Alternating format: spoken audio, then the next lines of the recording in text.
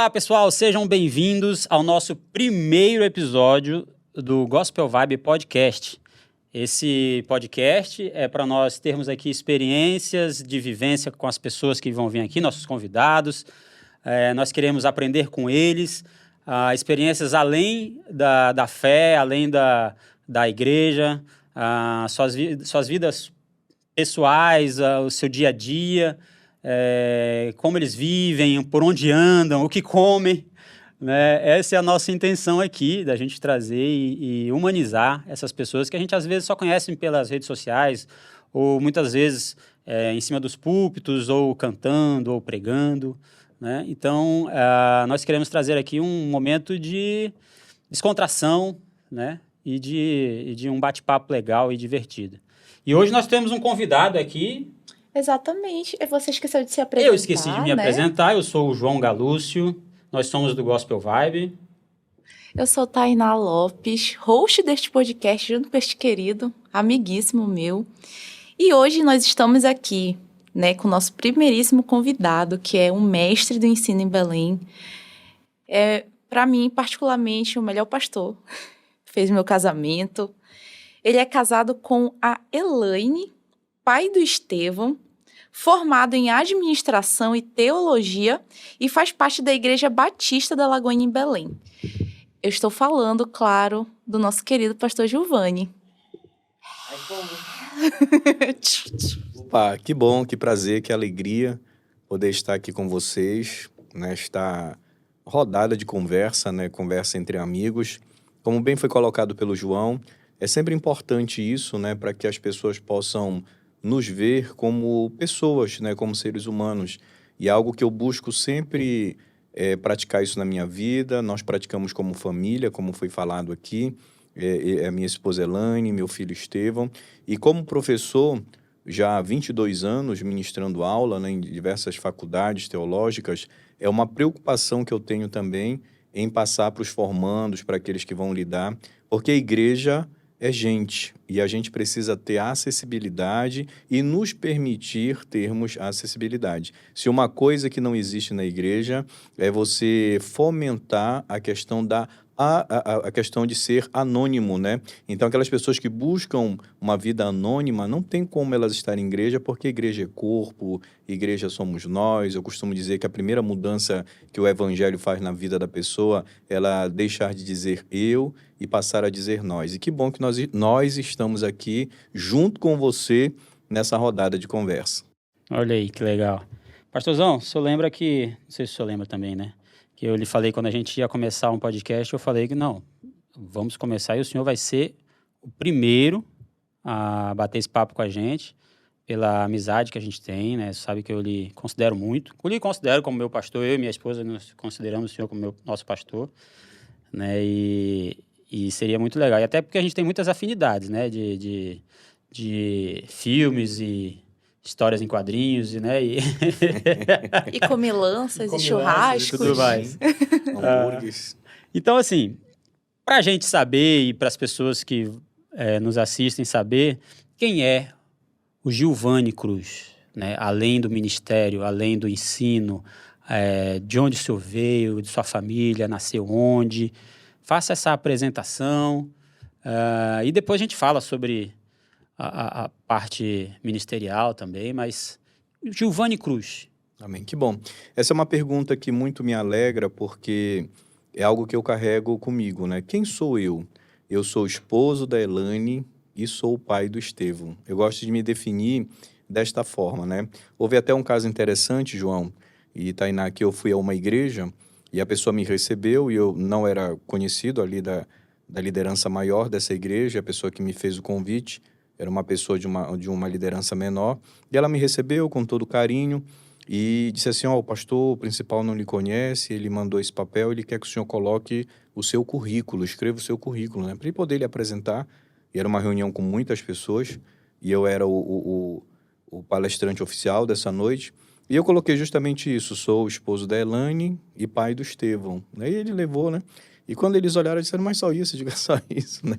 Isso é o que é mais importante, isso é que move meu coração. Meus pais, eles são da Ilha do Marajó, né? E você que está nos acompanhando, que não é aqui do norte, a Ilha do Marajó é uma das maiores ilhas fluviais, se não a maior ilha fluvial do Brasil, né? Meus pais, eles são dessa região. Eu nasci em Belém, mas depois fui morar no Marajó e lá fiquei até os 5 anos de idade.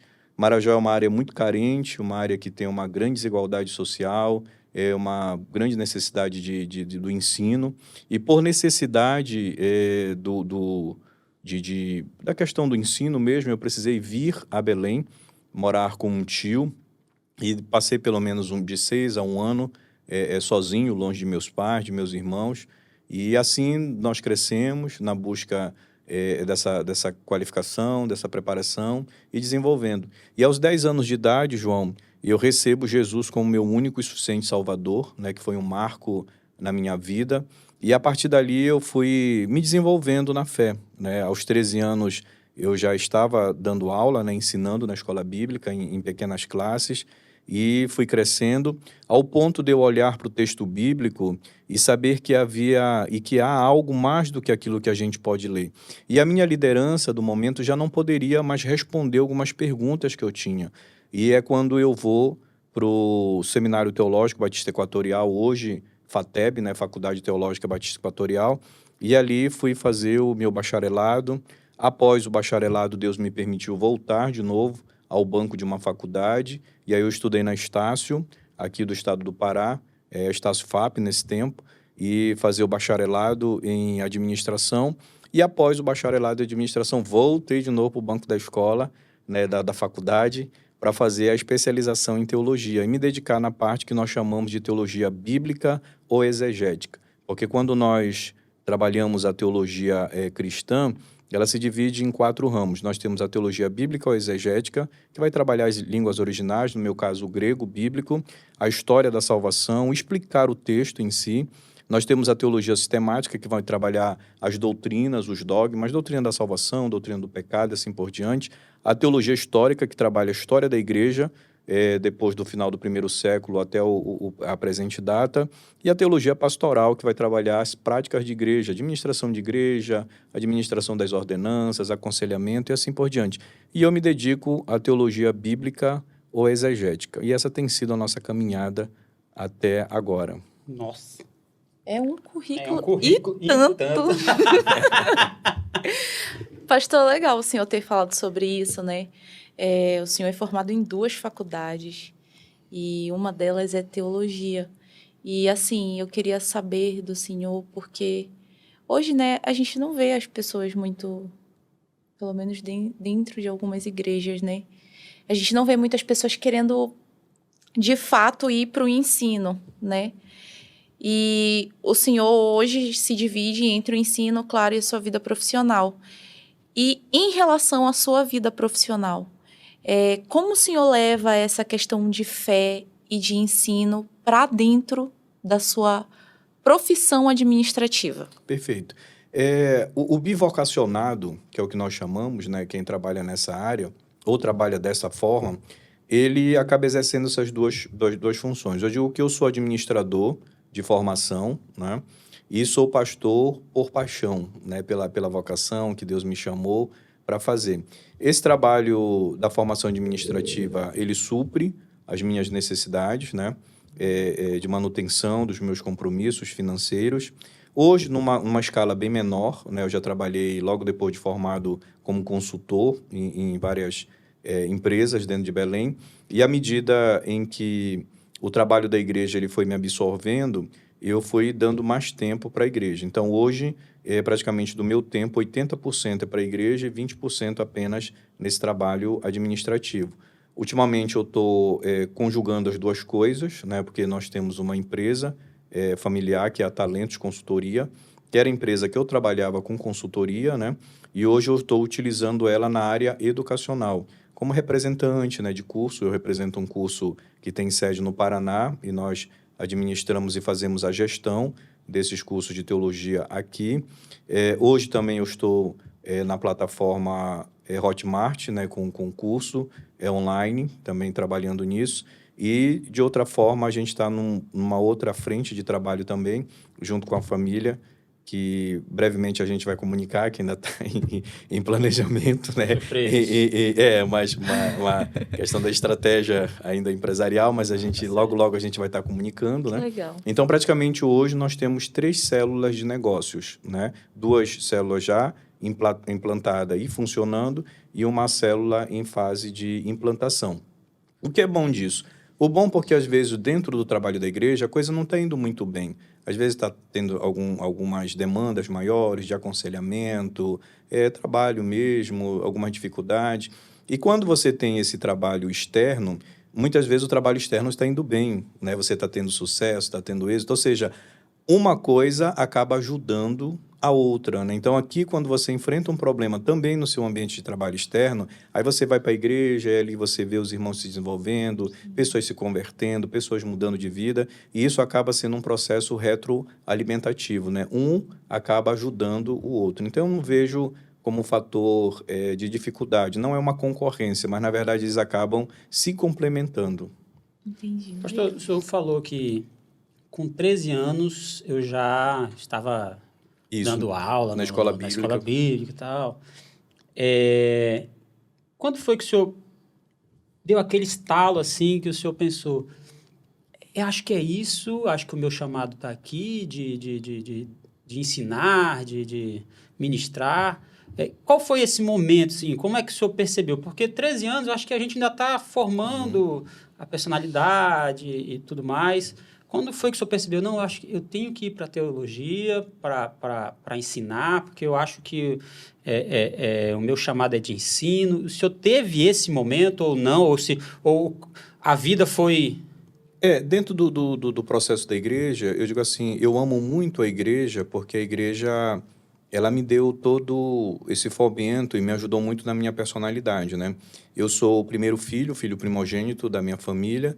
Meu pai era marítimo, né, da Marinha Mercante, então ele passava muito tempo viajando e houveram casos de eu ir até o porto para apenas levar a roupa, ele entregar a roupa suja e receber uma roupa limpa, né, para poder continuar a viagem. Já desde cedo ajudando a minha mãe, né, na administração das próprias coisas de casa e tudo. Então, isso foi fomentando esse processo de amadurecimento meu, né? E quando eu venho e estou na igreja, a igreja, ela tem toda essa possibilidade. Então, na igreja você tem aquela oportunidade de cantar, a oportunidade de dar um testemunho, de participar de uma peça de Natal. Então, isso vai te ajudando a te desenvolver e a lidar com o público, né?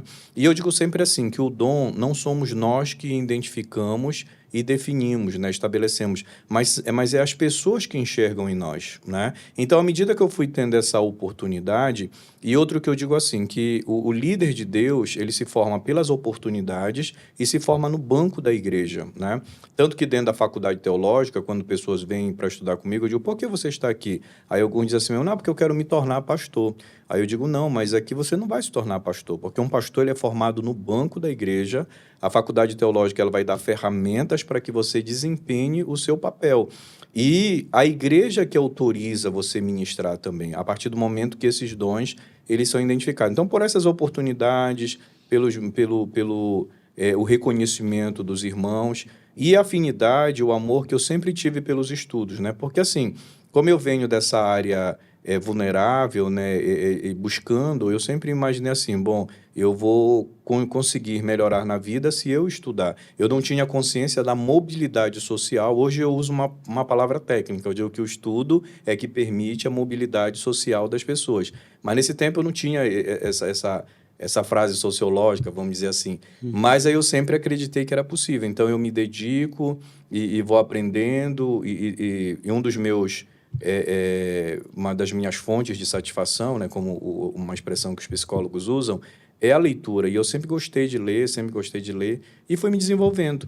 E eu via que quando eu passava esse conhecimento para as pessoas, essas pessoas elas tinham uma qualidade de vida melhor, elas tinham as respostas, aquelas angústias, e eu me sentia feliz com isso, de poder contribuir com o bem do outro através do ensino, né? Então, foram as oportunidades, eu fui crescendo.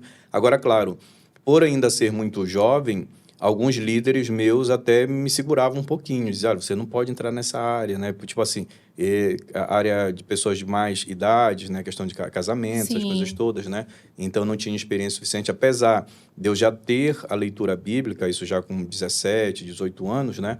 Mas aí me seguravam um pouquinho. Mas aí depois, né? Deus foi dando graça e a gente foi avançando. Mas existe uma diferença, né, entre pastor, mestre. O senhor carrega as duas funções. Sim. Mas eu estava pensando aqui, sou filho de pastor, né? Quem não sabe, eu já vivi essa vida, né?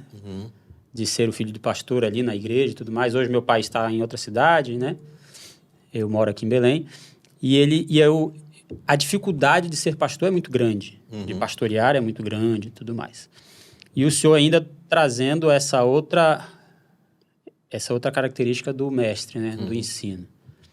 Algum momento o senhor pensou assim, eu vou dar um passo para trás, não é isso que eu quero, não é isso que eu sonhei para a minha vida, isso está muito pesado, esse fardo, eu tenho minha família, isso passa pela cabeça, passou, como fica isso porque eu estou trazendo a minha experiência de filho, né? Não sei se o Estevão também pode ter esse mesmo pensamento, essa experiência do filho do pastor, né?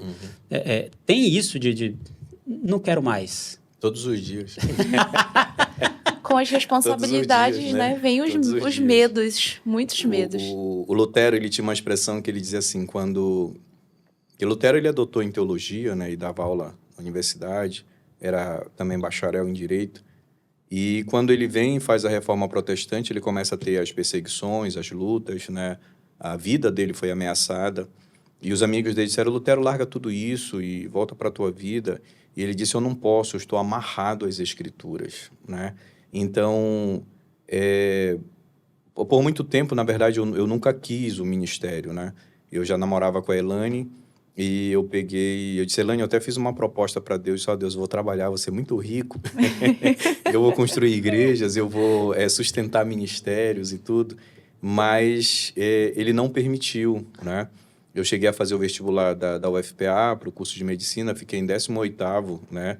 De um total de 150 alunos, ao ponto dos meus professores dizer assim, vai lá na segunda fase, nesse tempo vestibular era em 2 fases, e só assina o teu nome, porque mesmo que tu caia de nota, tu não vai ficar abaixo dos 150, né? Então, e quando sai o resultado, meu nome não aparece, depois uma série de fatos que vão acontecer.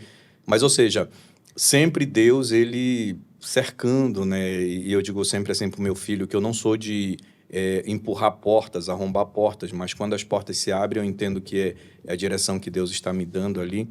Então, em cima disso, chega um momento que eu digo para a Elane assim, Elane, eu vou deixar de lutar com Deus, né? Eu vou seguir a vontade do Senhor. E passado um bom tempo, acho que tem 1 ano e pouco atrás, 2 anos, eu estava numa reunião de pastores, e uma pastora estava lá, e eu conversando, ela olhou assim para mim de repente, ela disse assim mesmo, você é o dízimo da sua família, né? Eu nunca tinha ouvido alguém falar isso para mim, né? E aquilo me gelou tudinho. Bagagem, né? Me gelou. Ela disse, você é o dízimo da sua família. Ainda bem que eu sou o caçula. Porque eu sou um filho de 7 irmãos, né? Então, é uma preocupação que eu sempre tive com a minha família, os meus pais, né? E foi essa questão que trouxe, né? Mas apesar, o professor Paulo Anglada, que foi meu professor na Faculdade Teológica, pastor Paulo Batista Anglada, ele dizia assim mesmo, grande, pesada é a nossa missão, né? Difícil a nossa missão, mas grande é o nosso galardão, né? Então, é uma responsabilidade muito grande, porque eu tinha uma professora também que ela costumava dizer assim, que o pastor, ele é um profissional sui generis, né? Porque a gente precisa ser um super atleta, nós precisamos estar bem fisicamente, bem mentalmente, emocionalmente, intelectualmente, né? Que a gente lida com diferentes públicos, diferentes áreas de conhecimento. E completando a resposta do mestre, né? Sim, porque o mestre ele tem 3 funções básicas. Ele precisa assimilar, organizar e proclamar a palavra, né? E o mestre ele trabalha com a mensagem bíblica, a mensagem que foi revelada, né? A vontade de Deus revelada, que está registrada nas Sagradas Escrituras, e nós precisamos saber conectar 2 mundos.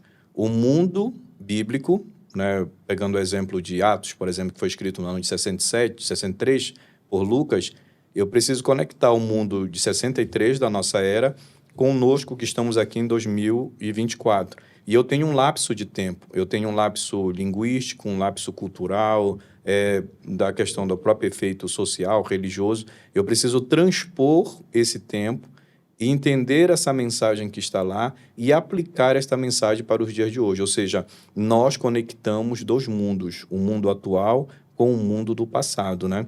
E o pastor, eu digo sempre assim, que ele tem uma natureza relacional, né? O pastor é aquela pessoa que gosta de gente, ele gosta de estar na casa das pessoas, ele gosta de tomar um cafezinho, né? Ele sempre está ali preocupado com as pessoas. Então, enquanto nós, os mestres, lidamos com o ensino, nós nos dedicamos a essa parte do estudo, muitas vezes até algo solitário. Na condição de pastor, nós estamos no meio do povo, na coletividade. E sempre eu faço assim, como eu lido com muitos autores, às vezes eu estou cercado lá em casa, eu tenho Hernán Dias Lopes, tenho Augusto Nicodemos, tenho F.F. Bruce, tenho Howard Marshall, eu tenho Hendrix lá, estão todos lá conversando comigo, né? São os livros, é claro, né? Porque alguns deles já são até falecidos. Então, eles estão ali, né? O próprio Eldon Land, então estão ali, eu conversando com eles, e se eu ficar preso a este mundo, eu perco a capacidade de me comunicar com as pessoas, porque o meu vocabulário ele acaba se tornando tão rebuscado que eu não consigo estabelecer comunicação. Então, eu lido com eles, mas eu vou para o meio das pessoas, para saber o que as pessoas estão pensando, o que elas estão falando, qual é a necessidade delas, como elas se comunicam, e assim eu consigo me comunicar com todos. Legal. O senhor estava falando sobre isso, e aí eu trouxe isso para a minha perspectiva dessa geração, né? Da minha geração porque Z. a diferença aqui está grande, né? Tá muito grande. Aqui somos o dobro. É verdade. Porque nós somos da mesma geração. Uhum. Né? Nós somos Verdade. da mesma geração. Acima do 4, né? Estamos Isso. aí. Estamos aí. 13 de fevereiro de 1985. 16 de fevereiro de 1982. Olha, tá vendo só? Estamos na mesma 9 geração. de maio de 2001. Olha aí. Olha, tá vendo só? Tá longe. Tá muito longe, Tá longe. de vocês. Sim. Mas, trazendo para essa perspectiva dessa geração, eu vejo a nossa dificuldade hoje, né? Eu, assim, olhando e conversando com pessoas que têm a mesma idade que eu ou parecida, essa dificuldade da gente entender o que Deus quer pra gente, né? E o que, de fato, é o caminho pra gente trilhar. Às vezes, né, a gente está numa geração hoje, e eu vejo muito isso também pela perspectiva do que eu trabalho hoje, né? Que é com redes sociais. As pessoas, elas são muito imediatistas, né? A minha geração, ela é muito imediatista. Tudo é para agora, tudo é para hoje. E a gente não consegue esperar com que as coisas, elas passem no tempo. Uhum. E às vezes a gente também vai errando no tempo de Deus, né? E eu vejo, assim, que essa questão do ensino, ela tem sido muito perdida, né? Por nós, por essa geração de hoje. A gente não consegue ver mais a questão do ensino como algo fundamental. A gente quer aquele alvoroço, né? Da igreja e... O oba-oba. O oba-oba, o reteté, como dizem, né? Nas igrejas mais antigas. Mas a gente, de fato, não quer sentar para estudar, né? Ou até mesmo para ensinar a pessoa do lado algo que a gente sabe, algo que a gente também busca. E tendo em vista isso, né? Eu acho que o senhor lidar com pessoas, né? Da minha idade. E o que o senhor mais vê, assim, em relação a isso, a questão dessa dificuldade da gente ver o ensino como algo importante, da gente ver o ensino como algo mesmo libertador para a nossa geração? Eu vejo assim, o grande problema do ensino é porque se atrelou muito ao ensino a essa questão de fazer renda, né? Uhum. Então, você precisa estudar porque você precisa ter uma formação e você precisa depois de uma graduação, uma pós-graduação, mestrado, porque isso vai acrescentar 1%, 2% do seu salário e aquelas normas todas que tem. Então, a pessoa ela sempre se move nesse sentido, né? Eu digo que o ensino, a primeira coisa que ele produz, o aprender, ele desenvolve o seu cérebro, né? Você vai desenvolver caminhos e ter formatos que outros não têm, né? Então, quem domina uma segunda língua, por exemplo, uma terceira língua, ele vai ter caminhos, né? Sinapses vão ser geradas no seu cérebro que permite a comunicação, que quando ele vê um problema, o cérebro dele vai raciocinar de um jeito que muitas vezes vai apresentar 2, 3 soluções. A pessoa que não tem o mesmo preparo, a mesma formação, ela vai olhar para o mesmo problema e não vai enxergar 2, 3 opções. Às vezes ela não vai enxergar opção nenhuma. Por quê? Porque não houve um desenvolvimento. Ele vai ter dificuldade para lidar com os problemas e as dificuldades na vida. Então, se você tem a oportunidade de estudar, estude. Às vezes a gente ouve muito dizer assim, mas fulano de tal é formado em direito, é formado nisso e naquilo, e nem trabalha na área dele, está trabalhando numa outra área, não conseguiu um emprego, mas esse fulano que estudou, que se dedicou, que aprendeu, ainda que ele não esteja na área de trabalho dele, esteja numa área diferente, mas ele pratica e exerce com capacidade, com melhores capilaridades, aquilo que o outro que não tem um preparo faz, né? Sim. Outra questão que tem, da questão do ensino, pegando o caso meu próprio, eu digo sempre assim, voltando àquela questão do dom que nós falamos, eu digo assim, que o diabo, que é o adversário de nossa alma, né? É o adversário de Deus, dentro do plano da salvação, ele pega o que há de melhor em você e distorce, né? E desfaz, né? Por exemplo, no caso do ensino, eu procuro preparar, fazer o melhor. Aí imagine que eu fiz tudo isso e chego, vou ministrar aula. As pessoas não têm interesse, não estão nem aí. Quer dizer, eu gastei tempo, gastei recurso financeiro, abri mão muitas vezes de estar junto com a minha família, renunciei um momento de lazer para preparar e as pessoas não dão importância nenhuma, né? Aí o que pode acontecer comigo? Eu me tornar uma pessoa rancorosa, dizer assim, eu já sei para mim, né? Eles que fiquem para lá, não vou mais me importar. Ou então ter um sentimento de superioridade, né? Eu sou melhor do que eles, né? Ou ainda eu me ater somente ao meu material. Eu tenho a minha apostila, eu tenho a minha projeção, eu me preocupar apenas com a performance e me esquecer da necessidade do outro, né? Hoje nós vivemos até uma realidade bem parecida com isso, do ponto de vista da performance, porque eu digo assim que no Brasil hoje a questão do ensino não é necessariamente mais recursos, é porque, na verdade, hoje nós não temos mais professores, nós temos palestrantes, né? Que têm uma formação, que têm um preparo, só que eles entram numa sala, muitas vezes essa sala é uma sala gigantesca, com muitas pessoas, e ele não conhece mais o seu aluno por nome. Ele não sabe a necessidade do seu aluno, porque a capacidade de aprendizado ela é diferente de pessoa para pessoa, né? Sim. Então, isso que vai gerar dificuldades. Então, primeiro ponto, associou-se a questão do ensino apenas essa questão de fazer renda.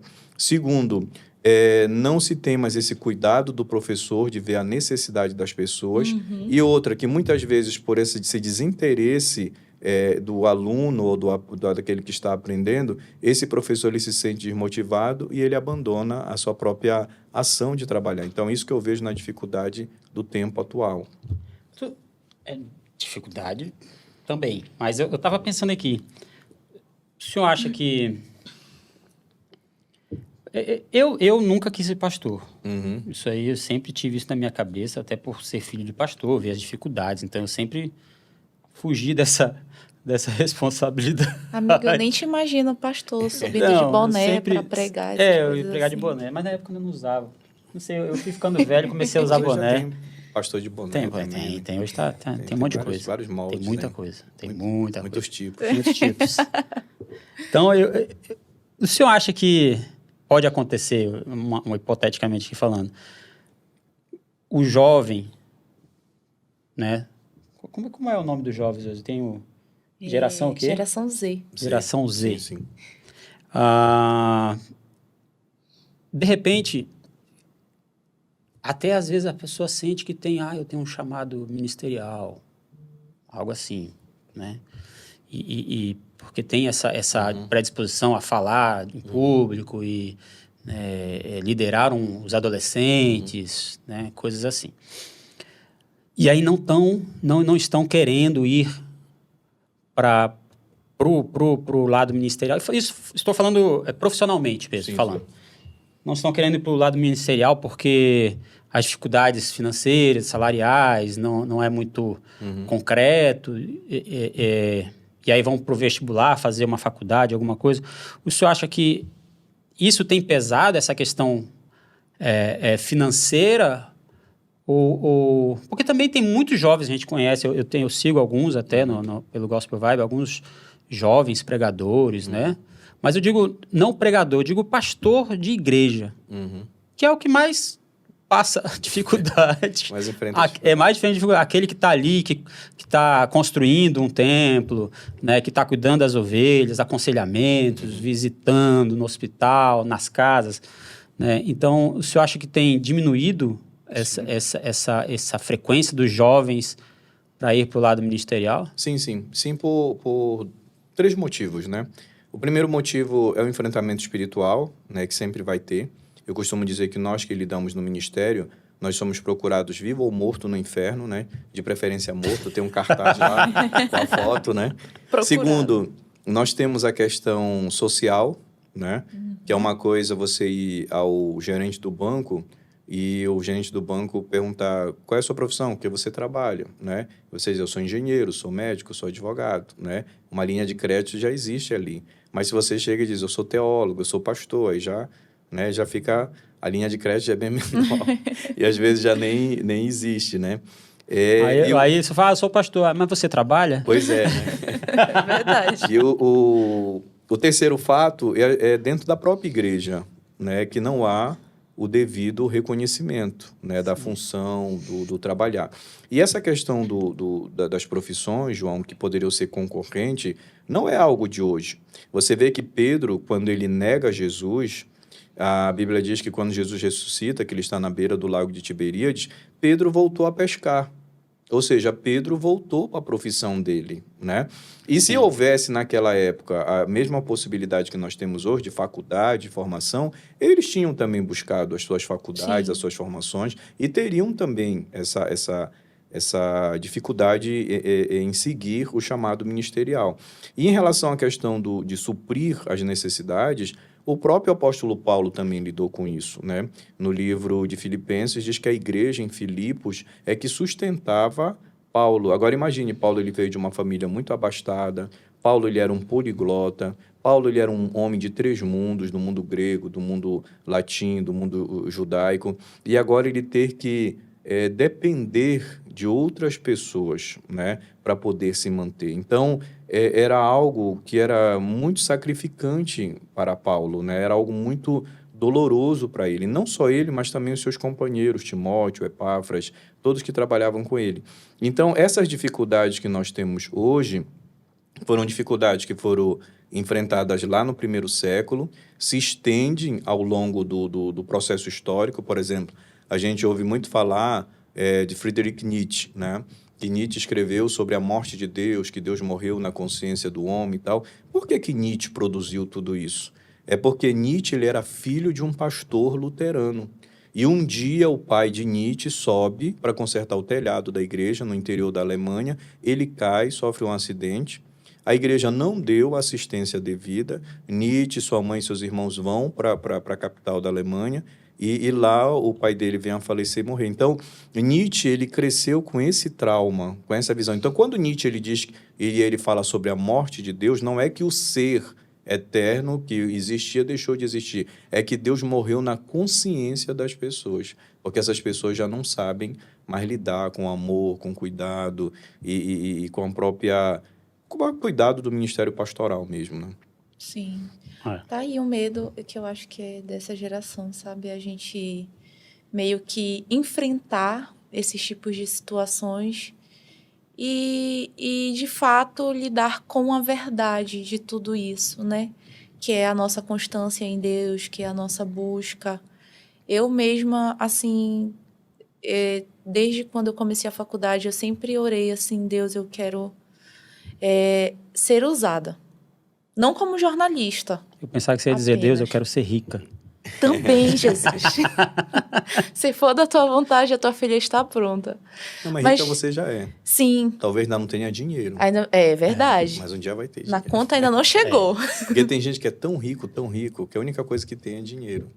Não tem amigos. Não tem amigos. É verdade. Não tem relacionamento, não É tem verdade. nada. Né? Você é minha Já pensou? amiga, tá muito rica. É, já É tá. verdade. Eu sou amiga do pastor Giovanni. Eu me Amém. considero amiga do pastor Pronto, Giovanni. pronto, tá resolvido. Eu brinco com as pessoas, eu digo isso. Eu sempre fui rico, né? Eu só não tinha dinheiro, Você não mas eu tinha sempre fui.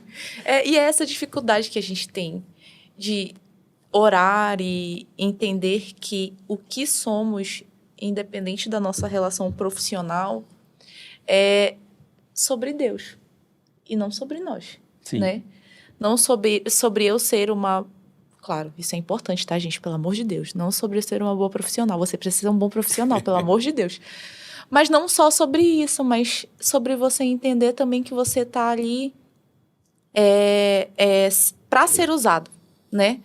Para ser missionário, para outras pessoas entenderem sobre a sua busca, sobre Deus. E isso tem se perdido, né? A gente vê que as pessoas elas estão buscando mais o dinheiro, que também você, né, não é uma coisa errada, mas não só sobre isso, né? Sobre você também buscar estar bem dentro da sua profissão, estar bem dentro do seu ministério, com a sua família e o que seja, com Deus. Isso é importante. Não sei se faz sentido. Eu viajei agora. Não, Faz mas sentido, porque faz sentido. é uma coisa que às vezes eu viajo, entendeu? Eu fico pensando, assim, só comigo, Deus, eu não quero, assim, ser só a minha profissão, sei lá, ser só a esposa do Pablo, ser... Enfim, não quero. Eu quero ser uma imagem e semelhança sua, porque você me colocou aqui. Você quer fazer Eu a diferença, casei, você quer eu fazer a quero fazer a diferença. diferença. Na verdade, Tainá, o que a Exatamente. gente vive é o reflexo do tempo onde nós estamos, né? Vamos pegar um exemplo pegando a questão de teologia, por exemplo.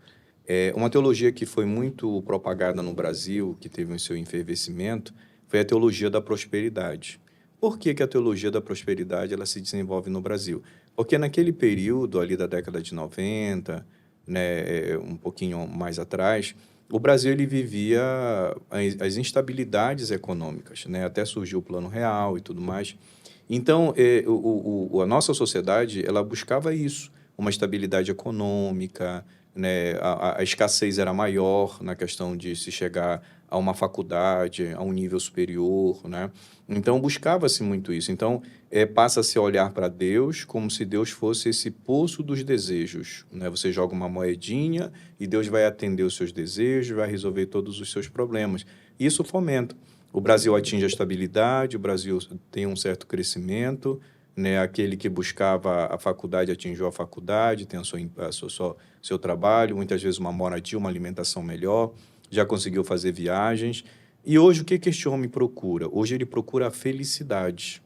Ele procura a felicidade. Vivemos num país de pessoas fragmentadas, quebradas, principalmente agora, pós-pandemia, né? Então, isso faz com que as pessoas busquem, muitas vezes, ter essa solução. E elas vão tentar firmar a sua vida, ou um significado de vida, muitas vezes na carreira, no sucesso, nos prazeres. E essa questão do prazer não é novo, é uma prática da filosofia grega do hedonismo, que é o prazer pelo prazer. E aí ela se esquece de coisas simples, como nós acabamos de falar aqui, da amizade, muitas vezes de um banho de chuva, de ver um pôr do sol, de sentir o cheiro de uma flor, né? Quer dizer, isso são coisas que vão trazer muito mais significado para essa pessoa do que ela tentar alcançar o mundo todo. Aí você vai ver esses descontentamentos, essas frustrações, muitas vezes desencadeando a depressão e muitas vezes levando até o suicídio, né? Que nós temos visto um grande aumento nisso, né? E quando você olha para um texto bíblico que traz muito mais resposta, que eu recomendo você, que é jovem, a ler e estudar esse texto, é o livro de Eclesiastes, né? Que o livro de Eclesiastes é um livro que nos chama a atenção para nós vivermos uma vida equilibrada. Ele diz trabalhe, mas não trabalhe muito. ganhe dinheiro, mas não se preocupe em ser muito rico, né? Viva a sua vida com a mulher da sua juventude. Então, ele vai trazer o chamamento para isso. E, por último, ele vai dizer, tudo vai se resumir numa coisa, né? Obedecer o Senhor e guardar os seus mandamentos. Ou seja, a minha vida tem que ser firmada, tem que ser centralizada em Deus. Se não for, não tem jeito. Porque o tempo vai passar, né? O tempo vai passar. Se você trabalhar hoje, se você estudar hoje, daqui a 10, 20 anos, né, você vai estar 10, 20 anos mais velho, né, mas você vai estar com condições de poder ter uma qualidade de vida melhor. Se você não estudar, se você não trabalhar, você vai estar daqui a 20 anos mais velho e em condição muitas vezes mais precária, né? Por quê? Porque o tempo vai passar, né? Sim. Então, é algo que é inexorável, a gente não tem controle sobre isso. Então, a decisão precisa ser tomada hoje. Então, você que é jovem, que está me vendo, você tem a possibilidade de mudar o curso da sua vida, né? Como nós começamos na nossa conversa, né? Minha família veio lá da Ilha do Marajó, né? Eu vim estudar em Belém. Hoje tenho 2 faculdades, tenho uma pós-graduação, tenho uma carreira, tenho meu filho, minha esposa, né? E muitas outras coisas que Deus já me fez viver. Primeiro, pela graça dele e porque um dia eu disse, não, eu quero seguir este caminho e servir ao Senhor. Já quer aceitar? Sim, por favor. Pastor, mas o povo quer saber. A gente soube já, Giovanni, pastor, teólogo, administrador, né? Mestre. Mas a gente quer saber, o povo quer saber o Giovanni em casa. Quem é o Giovanni que é pai e é esposo? Como é? Como é isso? Como é a rotina de um pastor? As pessoas estão vendo lá o pastor pregando ou ensinando nos cursos e tudo mais, mas as pessoas, como é a rotina? Pensando que o pastor, meu Deus, ele passa o dia de calça na casa Passa dele. o dia de terno na casa dele. Não. Né? Ele malha. Pois é, ele malha. Estou precisando. Você já viu o padre... Sim, o Marcelo Rossi? Tá bem. Só podia... Tá bem shapeado. malhado, né? Só podia... Tá shapeado. Podia seguir o exemplo ali. Na verdade, essa questão esportiva, eu sempre converso com meu filho, Estevão, né? Eu nunca fui muito desenvolto para isso, né? Fiz natação, fiz algumas práticas, né? Esportiva. Hoje eu estou realmente devendo, preciso voltar, né? A essas atividades. Em relação à minha rotina, eu procuro administrar meu tempo, né? Porque são muitas demandas, né? Como eu acabei de falar, eu tenho coordenação de cursos, eu ministro aula. Agora mesmo, semana passada, envolto a essa questão da virose que nós temos atingido a nossa cidade, 2 professores não puderam ir ministrar aula e eu tive que entrar em sala de aula, né? Eu gosto muito de dar aula, gosto muito de ministrar aula, mas hoje eu passo até mais parte do meu tempo na parte de gestão, de coordenação, porque é uma necessidade bem maior. Então, eu preciso separar os meus dias, né? Então, segunda e terça é voltado só para essa parte da aula, né? Quarta-feira, teoricamente, é o meu dia de folga, né? Porque eu sempre procurei cultivar isso. Eu tenho um dia de folga para minha família, né? Antes mesmo de eu casar com a Elaine, nós já tínhamos isso acertado. Tem um dia que nós não vamos mexer nesse dia, né? E nós estamos cultivando isso nesses 22 anos. Por que eu digo que teoricamente? Porque existem emergências, né? Então, existem casos, muitas vezes, de uma necessidade eminente, muitas vezes até de perigo de vida. Já houve casos de nós recebermos ligação de uma pessoa que estava tentando tirar a própria vida em questão de aconselhamento. E aí nós não temos como dizer, não, hoje eu não posso porque hoje é o meu dia de folga. Então, nós tivemos que intervir. Mas graças a Deus que isso não é constantemente, isso é exceção. Então, a quarta-feira, geralmente a gente usa para estar com a família, para ir ao cinema. Né? Tu tem ido ao cinema? Tenho. O que você assistiu o último foi o do Aquaman. Né? Você assistiu no cinema? Assisti o Aquaman 2. Pastor, né? eu ainda não... Perdido. Eu ainda nem aluguei no Netflix. Ele já tá... Netflix não, ele tá no HBO. Eu não aluguei.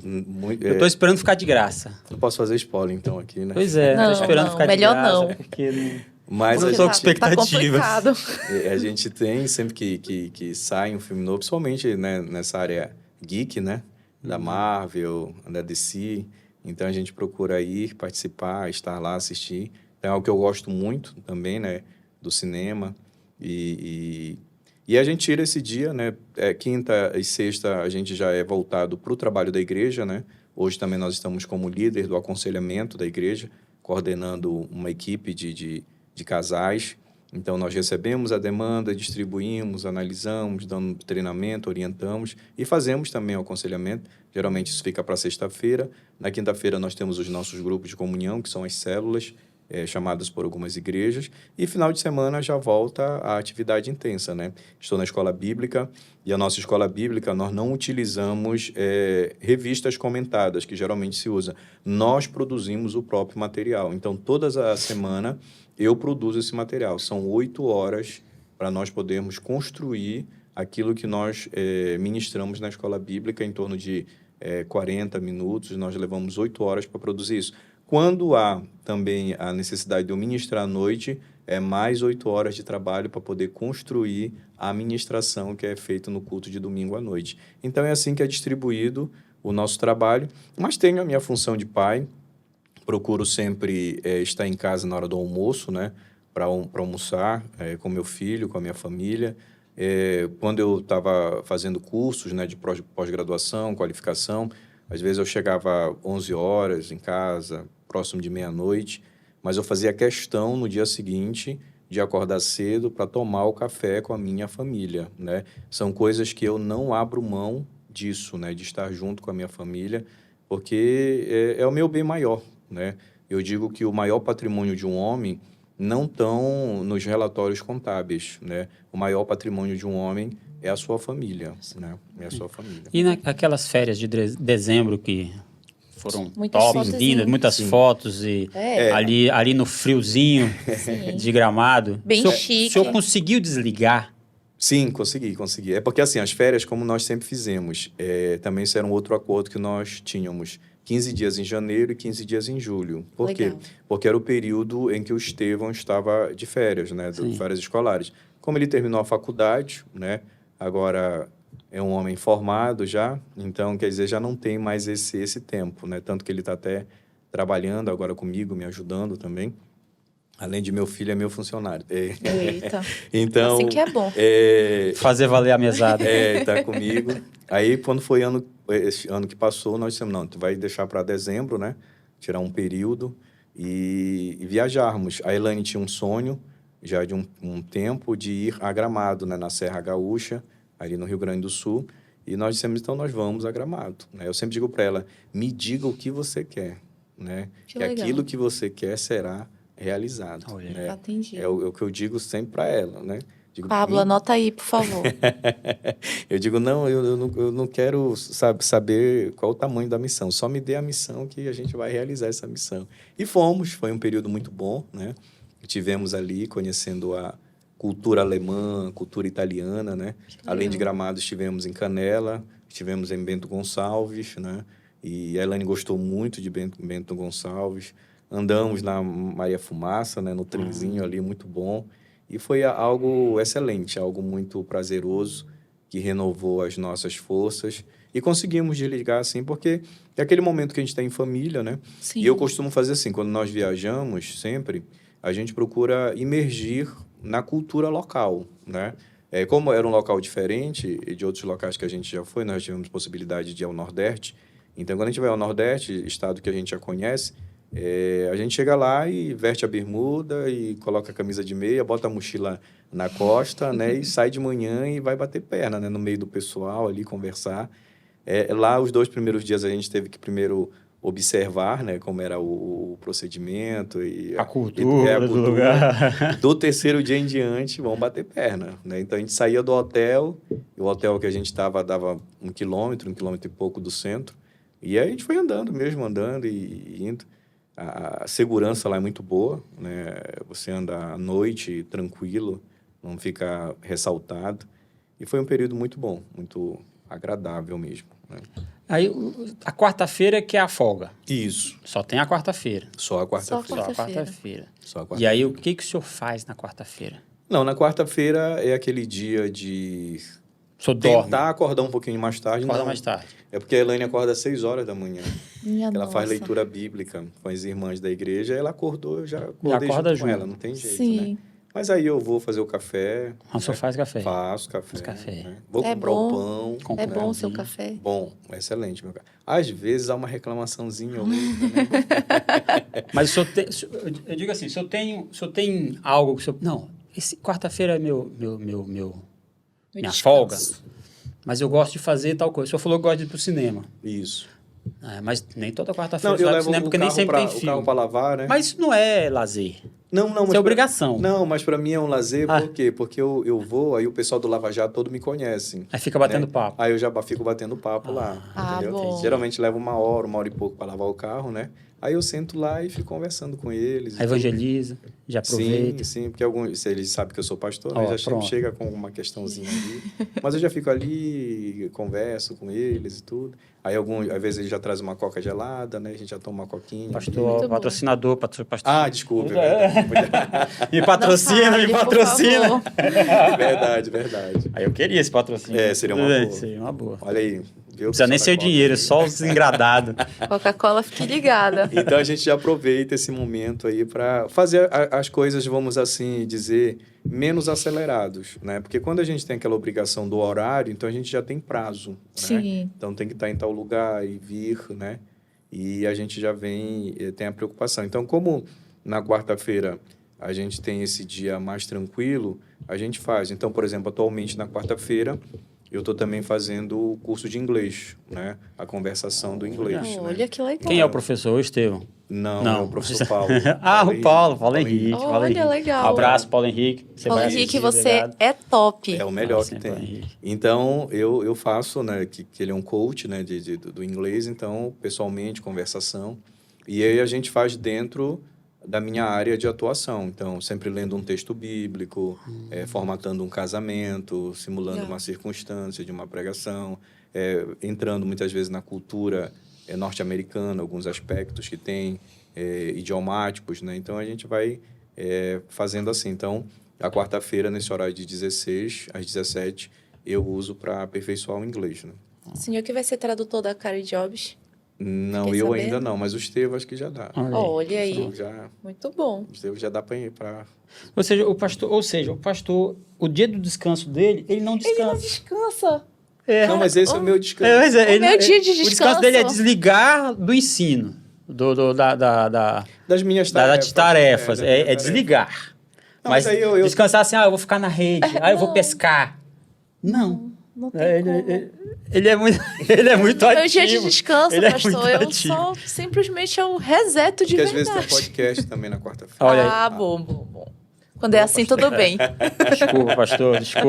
Foi só Eu acho falou que foi uma podia. indireta. Foi uma indireta.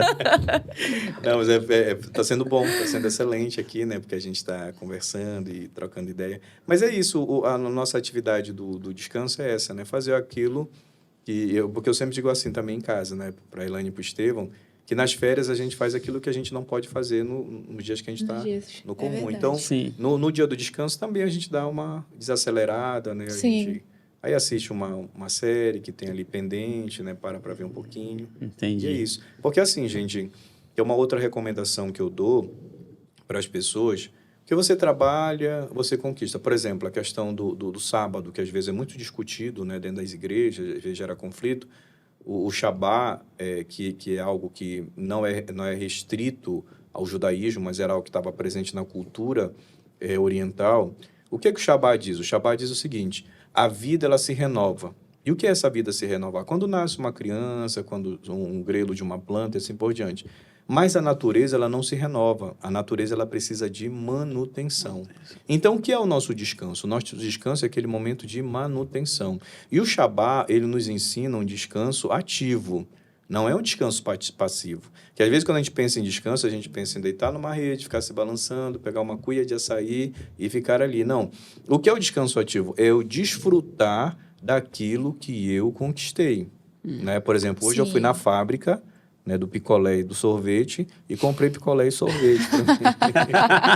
Porque eu gosto de picolé de tapioca, eu gosto de sorvete e eu deixo dentro do meu freezer lá, né? Vou lá, compro 20, mais uns 6 sorvetes, deixo lá. Por quê? Porque nesse momento aí, né, que eu tenho, que eu posso desacelerar um pouquinho, eu vou lá e pego o meu picolé. né? E tomo meu picolé. Porque, como eu falei para vocês, lá na minha infância, eu tive uma infância muito delicada do ponto de vista financeiro. Então, muitas vezes eu vi um garoto comendo um picolé e eu não tinha recurso para comer o picolé, né? Eu também tinha um choquito, né? Que eu gostava do choquito, né? E aí eu não tinha o dinheiro para comer o choquito, né? Outro dia o Estevão chegou comigo com que vende, agora sim, vem vários choquitos, né? E esse pai trouxe para o senhor aí. Diz, poxa, foi um presente maravilhoso, né? Ou seja, você quer dar um presente para o pastor Giovanni? Dê picolé ou choquito. O choquito, pode trazer para mim que então, é aquilo que eu volto a dizer. São coisas simples, né? Coisas que não custam tanto, né? Mas algo que tem, muitas vezes, uma memória afetiva. Então, o que é o nosso descanso? O nosso descanso é um descanso ativo. É nós desfrutarmos daquilo que nós conquistamos. Porque, voltando àquela questão da sua preocupação com os jovens que trabalham, que lutam, eu sempre digo assim, Deus ele não nos dá tudo, mas ele sempre nos dá o suficiente. Quando nós olhamos para a floresta amazônica, não essa aí que já está depredada, mas a floresta amazônica original, quando Deus criou, ele criou a floresta amazônica, o poder dele era construir milhares de florestas amazônicas igual, mas ele criou aquela daquele tamanho e ele disse assim, isso não é tudo, mas é o suficiente. Né? Então, Deus ele nunca nos dá tudo, ele sempre nos dá o suficiente. Essa xícara ela tem uma capacidade. Se eu ultrapassar essa capacidade, o que cair, o transbordo, eu não vou aproveitar. Eu vou aproveitar aquilo que está dentro dessa capacidade. Então, Deus ele nos dá algo, e este algo que ele nos dá, nós precisamos desfrutar. Então, o Senhor nos deu uma boa casa, o Senhor nos deu determinados meios de transporte, nos deu uma boa cama para deitar. Então, eu preciso desfrutar disso, né? É verdade. Porque se eu passar muitas horas fora, muitas horas trabalhando, eu não vou desfrutar de nada que tem ali, né? Então, uma outra coisa, né, já que a gente está falando um pouco de coisas peculiares, de intimidade, eu gosto de sentar à mesa com a mesa arrumada, né? Eu arrumo a mesa, ou então o Estevão já sabe, a Elaine já sabe, nós não sentamos para fazer refeição se a nossa mesa não estiver arrumada. Os pratos, os talheres, os copos, né? E o copo que a gente usa, que são taças...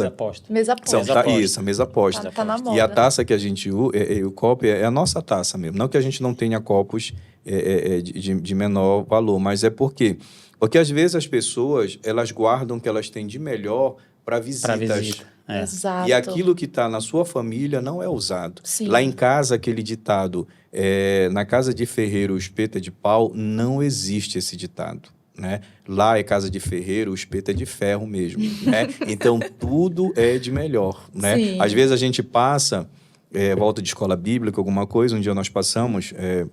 não posso falar o nome da doceria, né? Senão é para patrocínio. E nós passamos numa doceria que tem ali na Gentil, Generalista Gentil. E ninguém sabe mais qual é. Ninguém.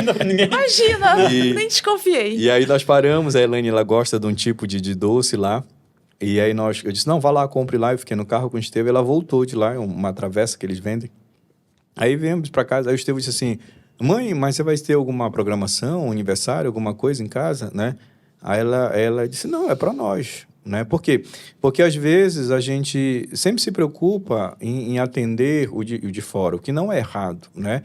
Mas às vezes quando é para nós, a gente faz algo inferior, algo mais simples. Não, lá em casa a gente procura sempre desfrutar daquilo que Deus nos deu, né? Seja a mesa posta, seja a alimentação, seja aquilo que a gente quer. Às vezes eu pergunto para ela, o que você quer jantar hoje? Né? Você está com vontade de comer o quê?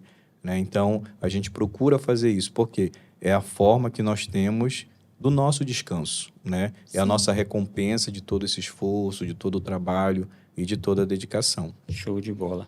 Eu pedi para o pastor trazer um objeto da casa dele, ou dele, para ele trazer e que tivesse um significado muito... relevante para ele ou para a família dele, e ele pudesse trazer, nos mostrar e contar a história deste objeto. Ah, legal. Né? E o que o senhor trouxe para nós? Eu trouxe essa caneta. Essa caneta. Isso, essa caneta ela está com o meu nome grafado nela, Pastor Giovanni Cruz. Posso ver? E essa caneta eu recebi de uma igreja bem simples, uma igreja que fica ali à beira do Canal do Galo, né? Quem conhece o Canal do Galo aqui em Belém sabe que é uma área bem carente. E foi um estudo bíblico que eu fui ministrar lá, nessa igreja. E eles se reuniram, compraram, mandaram grafar. E essa caneta, eu olho para ela, ela simboliza justamente isso. A generosidade do coração das pessoas, né? Porque generosidade não quer dizer posses financeiras, mas o amor que a pessoa tem e aquilo que ela demonstra. E essa caneta também, ela simboliza para mim toda essa caminhada que a gente tem de ir, de ensinar.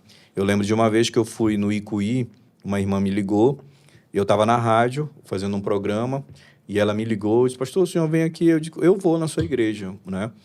E lá no Icuí, Guajará, a igreja dela era o último prédio antes de chegar numa área que já era de mato, e a gente ouvia o barulho do rio atrás. E quando ela me viu, ela disse, o senhor veio, eu pensei que o senhor não vinha, né? Eu pensei que o senhor estivesse falando brincando. Digo, não, eu vou, né? Eu vou, porque o Senhor nos chamou para isso. Independente do lugar, independente da circunstância, seja Belém, seja num outro estado, Deus já nos deu a oportunidade. Em Marabá, nós tivemos em Marabá, em final de novembro, foram 8 horas de viagem para ir, 5 para voltar também. E essa caneta, ela representa isso, né? Aonde o Senhor nos der a oportunidade, aonde Ele nos chamar, nós iremos para comunicar a verdade do Evangelho. Então, quando eu olho para ela, ela simboliza isso, simboliza a generosidade, a gratidão do coração dos irmãos, e foi isso que eu trouxe. Bonito, pastor, bonito isso. Obrigado por ter trazido, por ter compartilhado com a gente isso, né? Eu pensei isso naquela hora que eu lhe mandei a mensagem, né? Pensei, porque acho que seria bem significativo, relevante para a gente poder encerrar.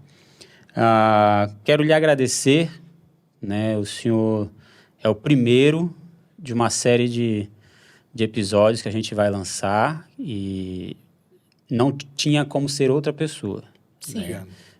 Pela importância do senhor na nossa vida, pelo significado. Sim. Para mim, para a Valéria, minha esposa, para a Tainá e o Pablo, Sim. né? Como realizado o casamento deles. Então, muito obrigado pela sua presença. Eu vou deixar o espaço agora para o senhor se despedir, passar aí os contatos, as redes sociais, os cursos. Fique à vontade porque o senhor queira falar. Mas antes eu quero fazer um agradecimento. Quero agradecer o nosso parceiro, o estúdio Groove Music, que tem nos apoiado aqui, dado essa oportunidade. Sigam eles no Instagram, o estúdio _Groove Music. Procura lá no Instagram, fala com o Igor. Produção vídeo visual, gravação de clipes. Acompanha lá no Instagram, já tem lá alguns trabalhos. Tem lá um clipe que foi gravado recente. Como é o nome da... Tem tantos trabalhos. Não, é aquela última que eu lhe falei, cantora. Tem a da Ferrari, tem da Quadrangular, né? Olha. Tem várias Um trabalho incrível. várias pessoas que já gravaram com eles. Você, músico, cantor, compositor, conte com eles. Obrigado, Igor, também, na pessoa da Groove Music. Pastor, obrigado, Tainá, Muito obrigada, amigo. por estar aqui com a gente. Você... Sim, é sempre muito bom fazer parte disso. O pastor Josué Gonçalves, ele tem uma frase que ele diz assim, que a gratidão é a memória do coração, né? E eu digo que ser grato é reconhecer que a fonte que gera a bênção, ela é maior do que a própria bênção, né? E eu só tenho a agradecer a vocês. Eu sei que isso reflete essa memória do coração, né? Dessa nossa caminhada, você, João, Valéria, toda a sua família, né? Sua mãe e a Tainá também, junto com o Pablo. E louvado seja o nome do Senhor, porque na eternidade Ele já tinha preparado o dia que nós íamos nos encontrar, de nós estarmos aqui. Há 5 anos atrás, né, isso era impensado. Nós estávamos em outros locais, em outras possibilidades. Sim. O próprio Steve Jobs, ele dizia que quando você sonha e você cria uma nova realidade, E quando você abandona o seu sonho, é como se essa nova realidade, esse futuro, ele deixasse de existir, né? Então, vocês estão sonhando e que Deus ele possa continuar fortalecendo, né? Não só o sonho de vocês, mas também aqui do estúdio, todos que estão aqui. Eu sempre tenho uma reflexão que eu aprendi com o pastor Gilvan Barbosa Sobrinho, que ele dizia assim mesmo: o surfista, ele não cria onda. O surfista, ele só surfa a onda, né? Quem cria a onda é Deus, né? E a onda, para nós, é a oportunidade. E cabe a nós surfarmos, né? Então, Deus, ele está dando uma oportunidade para vocês, para você que me vê também. Muito obrigado. Que você possa transmitir, né, essa live para os seus amigos, para que eles possam também ser abençoados. E a gratidão, né, em meu nome, em nome de meu filho Estevão, da minha esposa Elane. E sempre que vocês precisarem, estarei à disposição aqui. Que Deus abençoe. Passe suas redes sociais. Sim, as redes sociais. Gilvani, Gilvani, _ Cruz, CRUZ, _, tá? Gilvani, GILVANI, _ Cruz, _, tá? E aí você acessa lá, ali nós temos a bio, onde você vai poder acessar o nosso curso, que já está na plataforma Hotmart. E lá tem pregações, tem as informações, tem as fotos de Gramado também. E não só de Gramado, de outros locais também. E outras fotos que vão ser postadas lá, colocadas, né? E tem também o Instagram da Talentos. Lembra de cabeça, Estevão, para mim? Talentos Consultoria. Talentos Consultoria. _ Talentos Consultoria, _, tá? Lá também tem a bio dos cursos, as informações para vocês estarem conosco. Muito Obrigadão. bom. Obrigado. Obrigada, pastor. Obrigado, pessoal. Segue a gente aí, compartilha. Na próxima. Então tá junto. Estão juntos todas aí. Obrigada, gente. Até o outro podcast.